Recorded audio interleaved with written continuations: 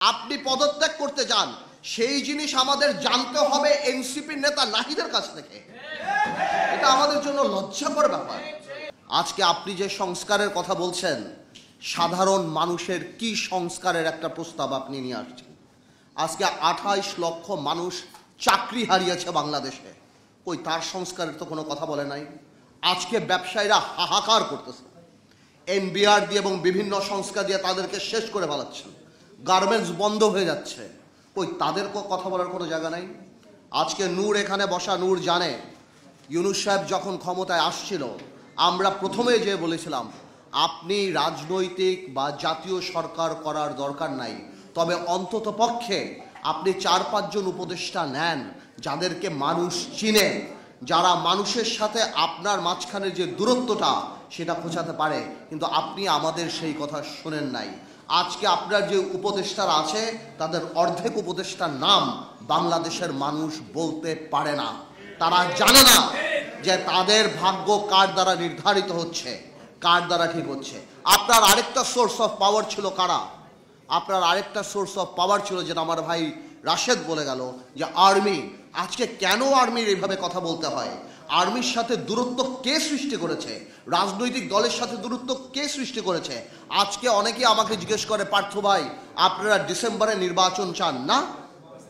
ডিসেম্বরের কথা তো আমরা বলি নাই, আপনি বলেছেন ইউনূস সাহেব জাতির সামনে ডিসেম্বরের কথা। আমরা বলেছি আপনারা সেই ওয়াদা আপনি রাখেন, আমাদের মুখ থেকে ডিসেম্বরের কথা আসে নাই। আজকে করিডোরের কথা শুনে কনফিউশন কে ক্রিয়েট করেছে? আমরা তো কনফিউশন ক্রিয়েট করি নাই। এই করিডোরের ইস্যু ইউনূস সাহেব আপনি নিয়ে আসছেন। আজকে কষ্ট লাগে, আজকে কষ্ট লাগে। আপনার প্রেস সচিব বলে নির্বাচন কবে? জানুয়ারিতে হতে পারে, ফেব্রুয়ারিতে হতে পারে, মার্চে হতে পারে, এপ্রিলে হতে পারে। এটা কোনো ধরনের কথা? আপনি জাতিকে কি একটা লটারির মধ্যে ফেলে দিবেন? যে আজকে আপনি বলছেন আপনি সংস্কার করবেন। কিসের সংস্কার? এনসিপিকে ক্ষমতায় আনার সংস্কার, এনসিপিকে ভালো করার সংস্কার। দেখুন, এনসিপির প্রতি আমাদের দুর্বলতা আছে। এই যে বৈষম্য বিরোধী ছাত্র আন্দোলন, এদের প্রতি আমাদের দুর্বলতা আছে। আমি ব্যক্তিগতভাবে চাই, যদি এত বড় একটা সংসদ সামনে আসবে, তারা যদি ঠিক করে পলিটিক্স করে সামনে আসতে পারে, I'll be more than happy. And আমি শিওর আমার এখানে যারা বয়স আছে তারা হবে। কিন্তু তারা যে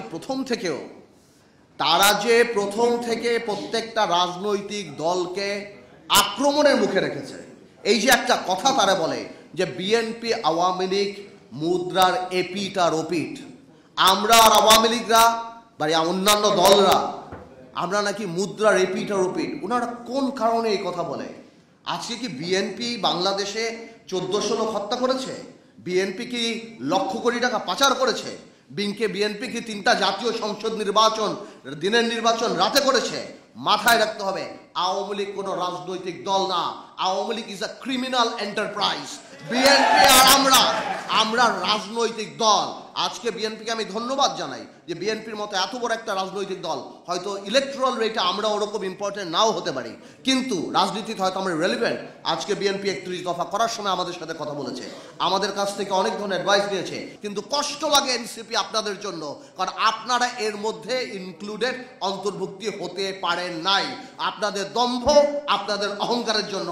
মনে রাখবেন, সরকার চালানো আর সরকার নামানো এক জিনিস না। আজকে ইউনূস সাহেব, আপনাকে আরেকটা কথা বলি, আপনার অ্যাসেট কি? You are not a politician. আপনার অ্যাসেট ইন্টেগ্রিটি, আপনার ক্রেডিবিলিটি, আপনার অ্যাসেট। আজকে যখন আমরা দেখি আপনি কি আদমের লাইসেন্স নিচ্ছেন, আপনি ইউনিভার্সিটির লাইসেন্স নিচ্ছেন, আপনার অনেক কিছু মাফ হয়ে যাচ্ছে। আপনার ওখানে যে উপদেষ্টারা বসা, সেই উপদেষ্টারা রাত্রেবেলা এনসিপির সাথে বসে, সেখানে বসে কোন কফি হাউসে বসে সব কিছু ঠিক করছে। আপনার মন খারাপ, আপনি পদত্যাগ করতে যান, সেই জিনিস আমাদের জানতে হবে এনসিপির নেতা নাহিদের কাছ থেকে। এটা আমাদের জন্য লজ্জাকর ব্যাপার। আপনি আজকে যে পারমিশনগুলি নিয়েছেন, এই পারমিশনগুলি হয়তো কোনো একটা গণতান্ত্রিক সরকার আসলে আপনি নিতে পারতেন, কিন্তু আজকে নিয়ে আপনার ইন্টিগ্রিটি অ্যাটাক করার, আপনার ইন্টিগ্রিটিকে প্রশ্নবিদ্ধ করার কোনো দরকার ছিল না। এই জন্য আমরা বলতে চাই, আমরা জানি আপনি রাজনীতিবিদ না, আমরা জানি আপনার আশেপাশে রাজনীতিবিদ নাই।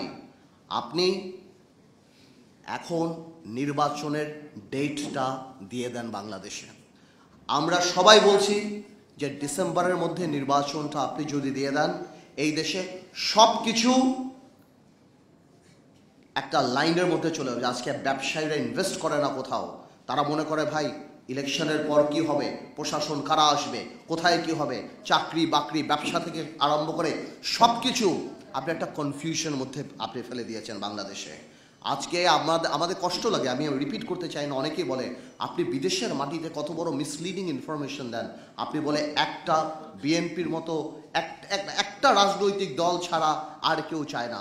তো আপনি তো ওই রাজনৈতিক দলটার দৈর্ঘ্য হওয়ার প্রস্থের কথাও জাপানে বলে দিতেন যে ওই রাজনৈতিক দলটা কত বড়, ওই রাজনৈতিক দলটার সাপোর্টেই আপনি যে ওই চেয়ারে বসে আছেন, ওই রাজনৈতিক দলটার সঙ্গেই যুগপৎ আন্দোলনে আমরা সবাই ছিলাম। তাহলে এত বড় মিসলিডিং ইনফরমেশন আপনি দিতে পারেন না। আমরা জানি নির্বাচন দিলেই সব সমস্যার সমাধান হবে না, নির্বাচন দিলেই সব কিছু শেষ হবে না, বাট নির্বাচনেই জনগণকে ক্ষমতায়ন করার একমাত্র, এবং নির্বাচনেই বাংলাদেশের সবচেয়ে বড় সংস্কার। আর বাকি যা সংস্কার সেটা সময়ের ব্যাপার। ইউনূস সাহেব 17 বছর বাংলাদেশের মানুষ ভোট দেয় নাই। আপনি মানুষের ক্ষমতাটা মানুষের হাতে দিয়ে দেন, মানুষ আপনাকে সবসময় স্মরণ রাখবে এবং আমরাও আপনাকে শ্রদ্ধার সাথে স্মরণ রাখবো। তাহলে আমি আগেও বলি ইউনূস সাহেব, পলিটিক্স আর ইকোনমিক্স এক না। পলিটিক্সে 2 আর 2 22 হয়, ইকোনমিক্সে 2 আর 2 4 হয়। আপনাকে অনেক ধন্যবাদ।